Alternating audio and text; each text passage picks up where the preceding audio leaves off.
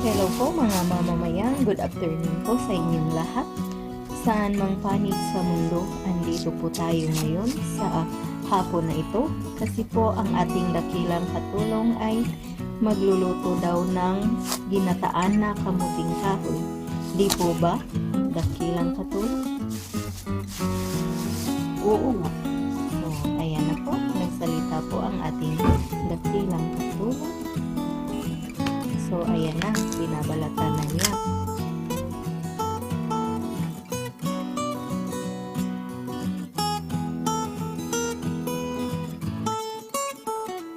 So, ipapakita ko po sa inyo mamaya, mga mamamayan, pag ito ay inuumpisahan na po niyang lulutuin.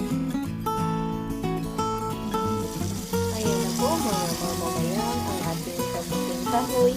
Hinuhugasan na ng ating dakilang katulong.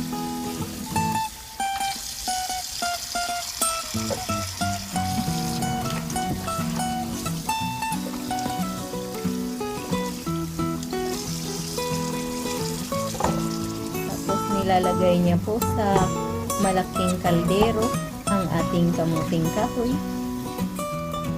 Kaya na po mga mamamayang, lalagyan po niya ng tubig ang kanyang kamuting kahoy na lulutuin.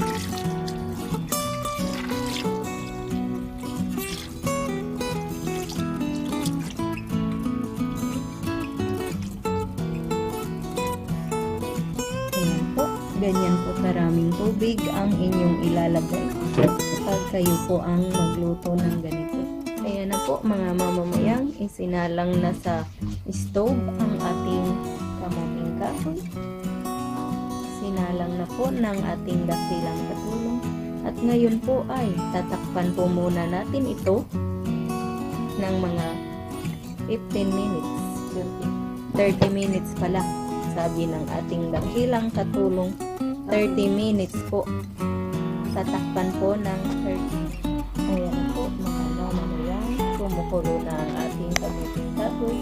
Ngayon po ay ilalagay na po ng ating dakilang katulong ang kanyang coconut milk.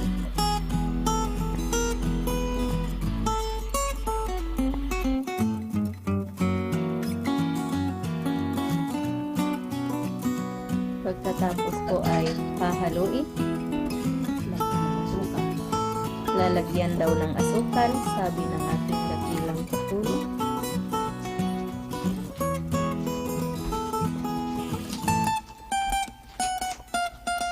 Ayan na po, nagdilaw-dilaw na yung kamuting kahoy.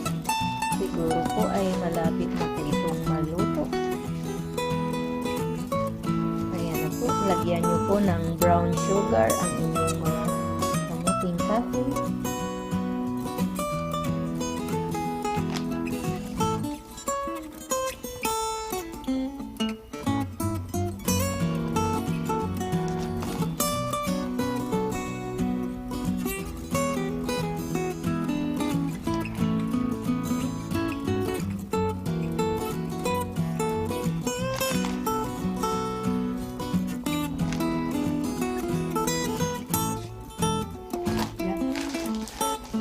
Pagkatapos po ay tatakpan po muna natin ng mga ilang minutes, kaya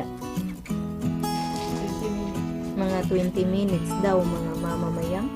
Takpan niyo po muna. Ayan na po mga mamamayang ang magiging itsura ng ating kamuting kahoy. Pero hilaw pa po ito. Tatakpan po muna natin uli ng mga 20 minutes para maluto. Ayan na po mga mamamayan, naluto na po ang ating kamuting kahoy na ginataan. Ayan na po, kukuha lang po ako para ako po'y makakain na. Eto na po mga mamamayang ang ating ginataang kamuting kahoy. Luto na po siya. Ayan po, sana po nakuha niyo ang ating recipe. Sana po ay nasundan po ninyo ito at sana'y magustuhan niyo po. Maraming salamat po sa inyong panunood. Ito po ang inyong Ate Mayang na nagsasabi, mabuhay!